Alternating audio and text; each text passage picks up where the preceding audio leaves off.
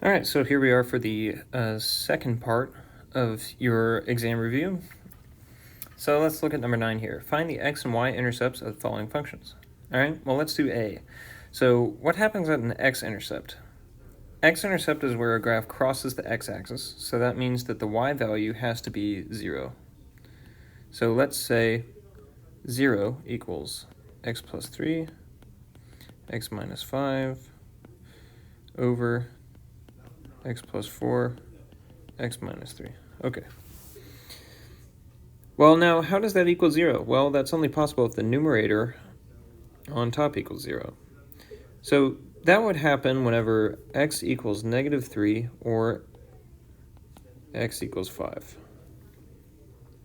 Because if you plug those in, you get 0 up here, and then 0 times anything is 0. So your points for the x-intercepts would be negative 3, 0, because remember y is 0, or 5, 0. Okay, well now let's talk about y. Y is where it crosses the y-axis, so that means that the x value is 0. So all we gotta do is plug in 0 for x. Then what do we get? We get f of x would equal 3 times negative 5 over 4 times negative 3. That would be negative 15 over negative 12. So we can simplify that. That's, I think, 5 over 4, right? So y-intercept is 5 over 4. Well, our x value, remember, is 0. So 0, 5 over 4. Okay, that's A. Now let's do B.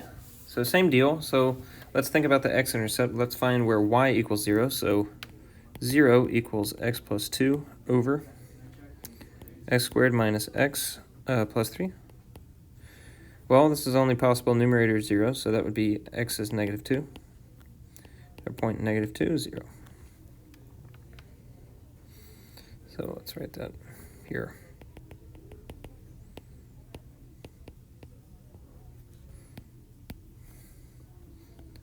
Differentiate them here. Okay, our y-intercept. Y-intercept would be where x equals 0. So let's plug in 0 for x. Well, then we get 0 plus 2 over 0 minus 0 plus 3. So 2 over 3. 0, 2 over 3. There we go. Nice. Let's do number 10. So determine the point, if any, where the graph of the function crosses the horizontal asymptote of the function and this function. So first, let's think about what is the horizontal asymptote here. So as x gets really big, what does this graph approach? Well, you'll notice that the coefficients in front of the x squared is the biggest term, right? Is negative 4 and 1. So as x gets really big, this will approach negative 4. So our asymptote is negative 4. Well, we want to see if this function crosses it. So let's set the function equal to the asymptote value. So then if it does cross it, there's going to be an x value we can solve for that is equal. So let's do some algebra. Just multiply the denominator over. Then we have negative 4x squared minus 8. It's negative 4x squared plus 5x minus 1. Well, our negative 4x squared should cancel because we can add 4x squared to both sides. Now what's next? So we add 1 to both sides. So we'll have negative 7 equals 5x. Solve for x. X equals negative 7 over 5.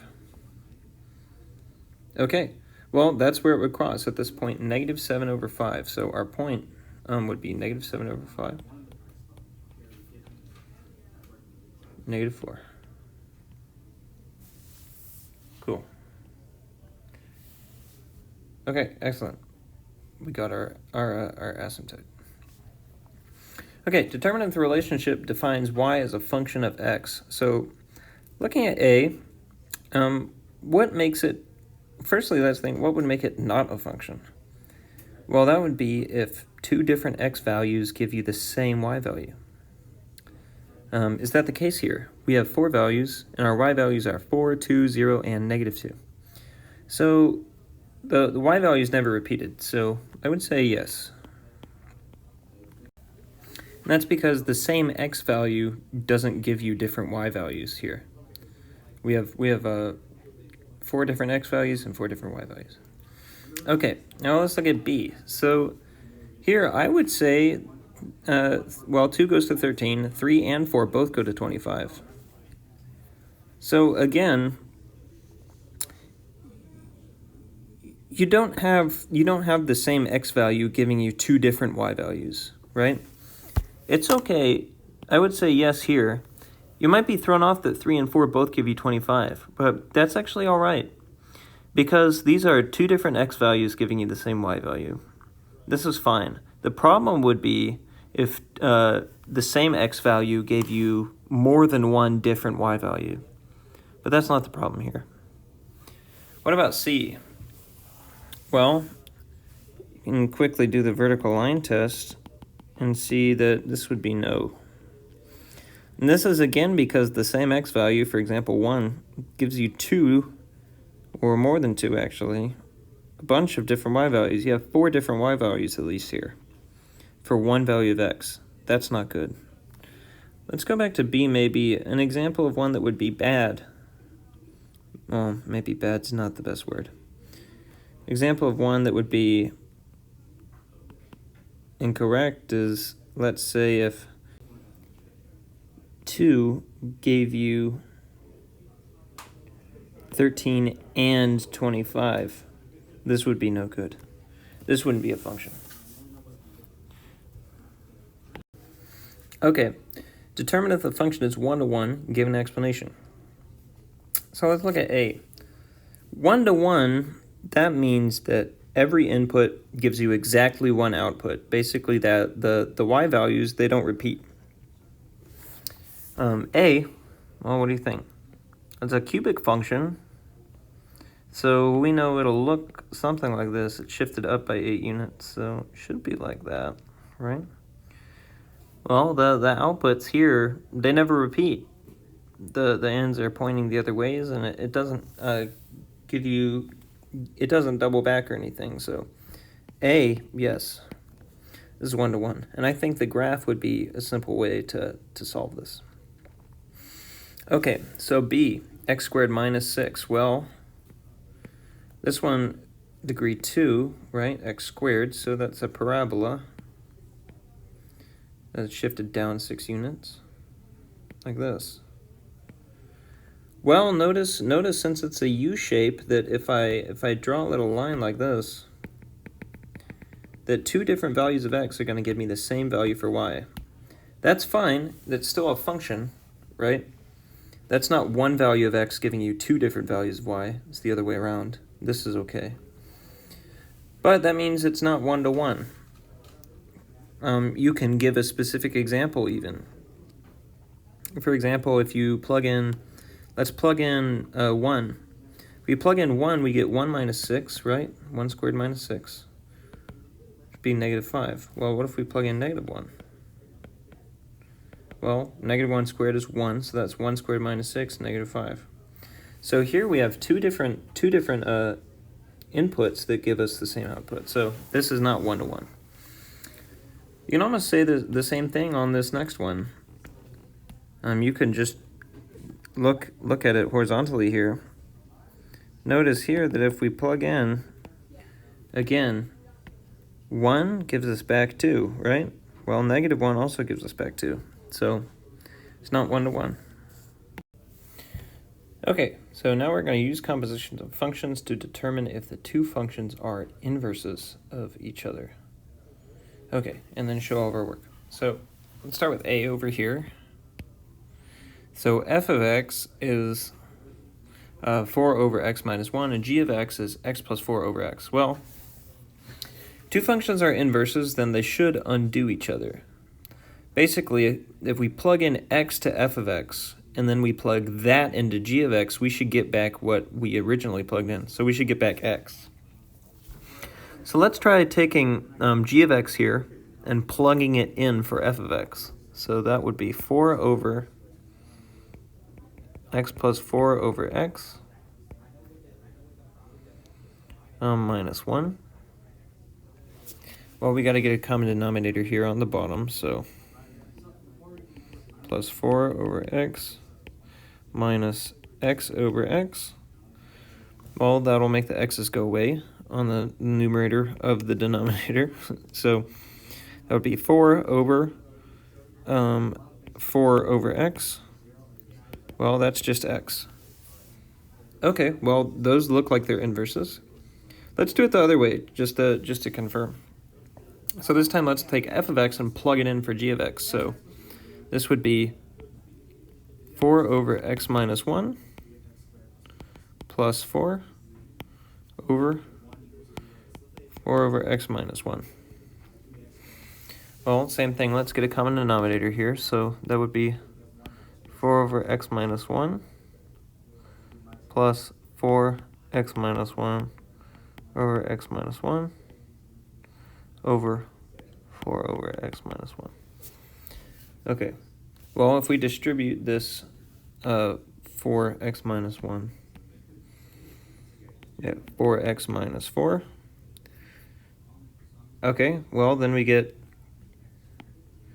4x over x minus 1 all over 4 over x minus 1. So these x minus 1's go away, so the 4's, and we're left with x. Okay, so these are inverses.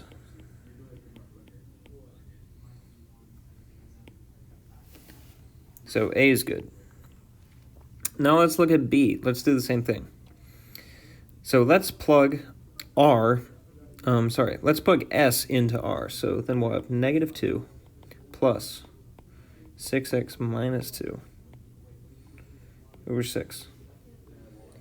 Well, this will give us 6x minus 4 over 6. Well, that's not just x. So these are not inverses.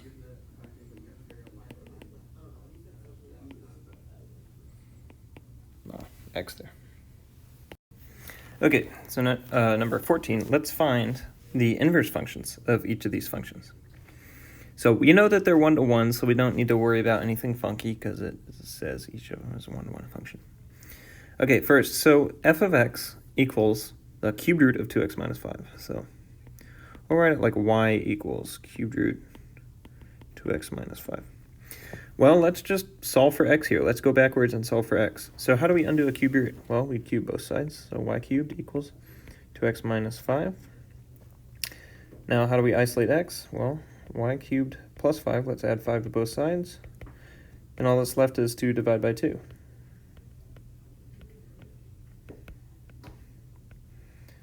Okay. So we just solved for it, but now it wants it in inverse function notation, so this means we want to input x and get back of like f negative 1 of x. So let's take this, and I'm going to write back next to the thing. So f negative 1 of x, we're just going to write x there instead of y, because this is now our input, right?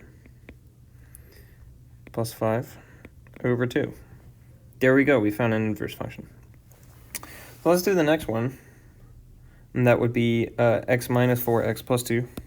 I'm going to erase all this work over here. Excuse the time I'm taking up here. There's probably a more efficient way to do this. I say that every time I do these. Anyway, so x minus 4x plus 2. So let's do the same thing. Y equals x minus 4 over x plus 2. Okay, now let's solve. So yx plus 2. X minus 4. Well, let's distribute. Yx plus 2y equals x minus 4. And then let's get the x's to one side. So I'm going to subtract x from both sides. So yx minus x. And then I'm going to subtract 2y from both sides. 2y minus 4. Okay. Now factor out x.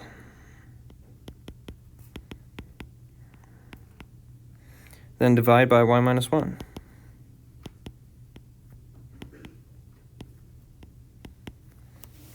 Now let's write it in inverse function notation. So I'm just going to write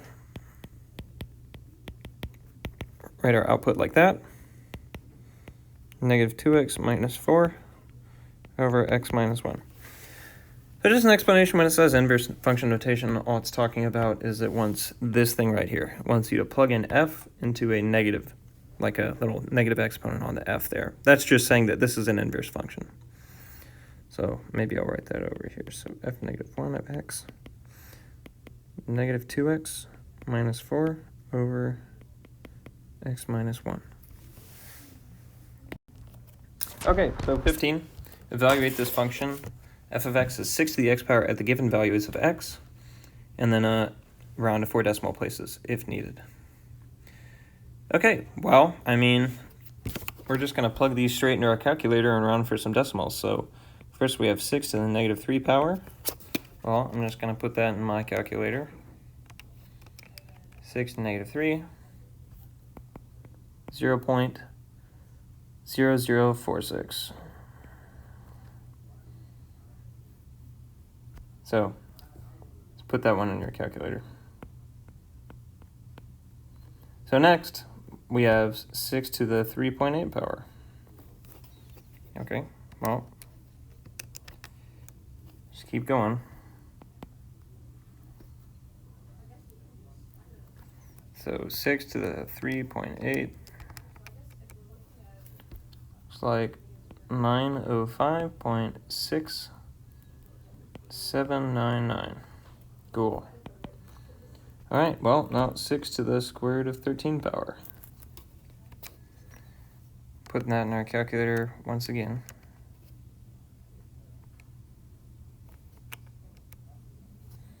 Okay.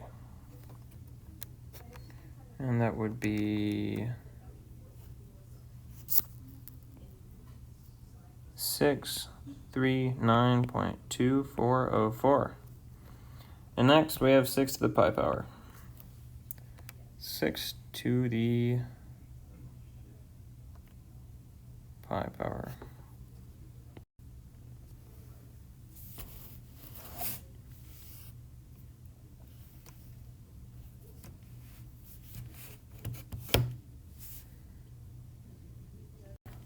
Okay, number 16. So graph the exponential function f of x equals 4 to the x power and use table to find points to plot. Write the domain and range of the function in interval notation.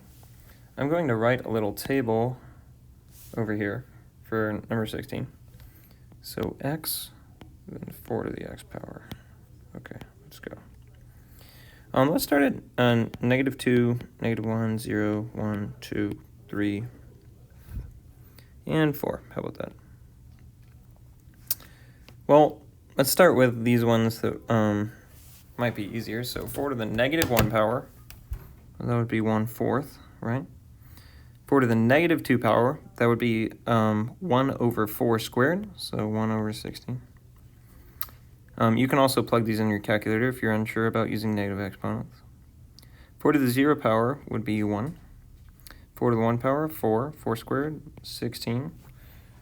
4 to the 3rd power, 64. Now 4 to the 4th power, 256. Okay. All right, well, we got those now, so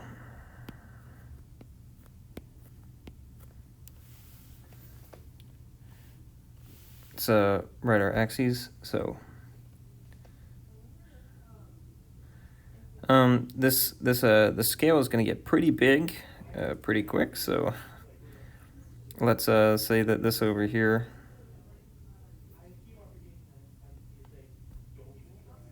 is, well, let's just go up to the 64 part. That might make it easier. Anyway, so let's draw the scale. So we go 1, oh, that's the eraser. 1, 2, 3, 4. Okay, cool. Negative 1, negative 2. Well, we'll stop there. Maybe negative 3 here. So we plug in 0 and we get, or let's start the scale here. Let's go by tens. So 10, 20, 30, 40, 50, 60, 70. Okay, so we plug in 0 and we get back 1. Well, that's down there. Plug in 1, we get 4. Well, it should be about here. Plug in 2 and we get 16. So that's in between 10 and 20 here. Plug in 3, we get 64. So that should be up here between 60 and 70. And next we get 256, so that should be like way up here. A little off scale, that's okay. -1, we get 1/4, so down here, and 1/16 is even further down, so I'm gonna graph it in red now. Oh, that's the eraser, come on. Come on, okay. Just connect the dots here. Oh, that was a ugly little line. Okay. Well, there's our graph, something like that. So now for the domain and range. So how about the domain? Is there any value of x we can plug in that doesn't work? Well, actually no. Notice this function keeps going. So -infinity, infinity is domain. Oh, I'm gonna write this over here. Infinity, infinity. Now what about the range? Well, as x gets smaller, as it gets super small, you can try by plugging in a super small value in your calculator. Let's plug in like -1111111. As x gets super small, we get really close to 0, but we never actually get there. So 0. Then as x gets super big, we just keep getting bigger. So 0 to infinity. So that's our range. Awesome. Okay, so we are given the graph of 1/2 to the x power, and we want to graph 1/2 to the x minus 3, and then plus 2, and then state the shifts. Well, let's take a look at the x's first. So it looks like first we, that -3 in x, well, that would mean we go to the right 3. Then what's next? Well, we go up 2 because of this plus 2 out there. So that's all we got to do to the graph. So first I'm gonna use blue to write the points. Let's shift over 3. So I'm just gonna find some points here and shift them over 3. So see this point at 0, 1, I'll shift over 1, 2, 3. There we go. Now at the point -1, so a -1, 3, I'm gonna shift it over. So 1, 2, 3. There we go. I'm just shifting these points over. You can just find them and shift them over, and that's all there is to it. Now we got to shift these points up too, so that's what I'm going to do.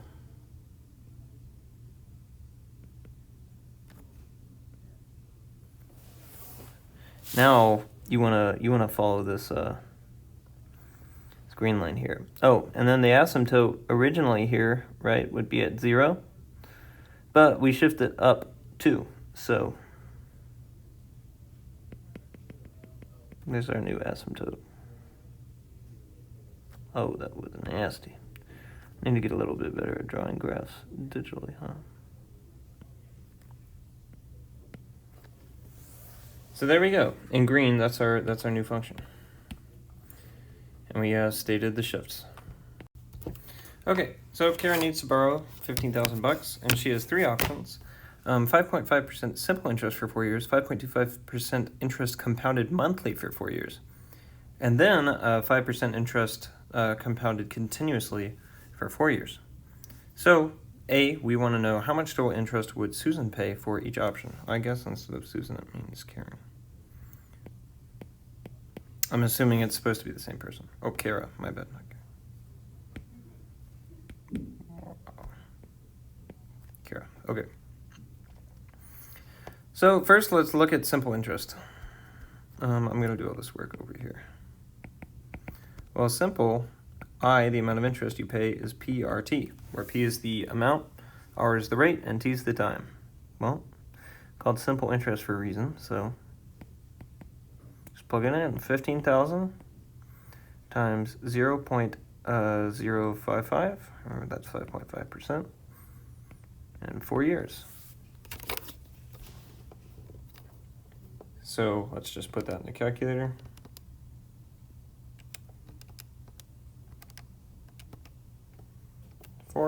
Okay. Well, 3300, so pay $3,300. Make that a little more clear. Okay, so 5.25% interest compounded monthly for 4 years. Well, here's our compound interest formula, right?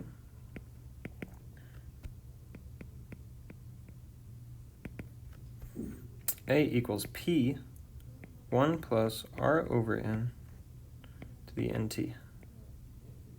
This is R, that's N. Where N is the number of times you compound it in that in the period of time. So we could do this a couple ways. But let's think about it this way. T's in years, right? Well, how many times a year would be compounded if we compound monthly for 4 years? Well, A equals 15,000, right? 1 plus our rate, 0.0525. How many times we can compound it a year if we do it monthly? 12. And then 12 times t, which is 4. Okay, sweet. So we'll plug that in our calculator. And we get back 18,496. Let's round to the nearest cent, so 70. But that's the total amount. So we want to take away 15,000, which is the amount we invested, right? Okay. And if we take away 15,000,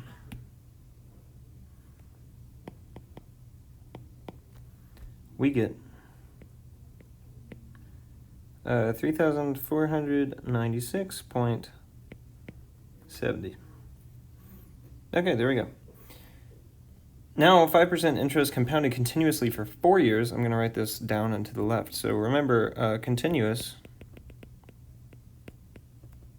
is P e to the RT. A equals P e to the RT. Remember, again, this is the total amount. So we'll have to take away the amount we invested. Anyway, so P, 15,000. E, 5%, so 0.05. It's R, and then for 4 years, so plug that one in the calculator. 0.05 times 4, and we get 18,321.04. Okay, remember, again, let's take away 15,000, because this, again, gives you the total amount after interest. Okay, so then that would give us 3321.04. Yes, 3321.04. Okay, so that's the amount of money you'd pay for each one.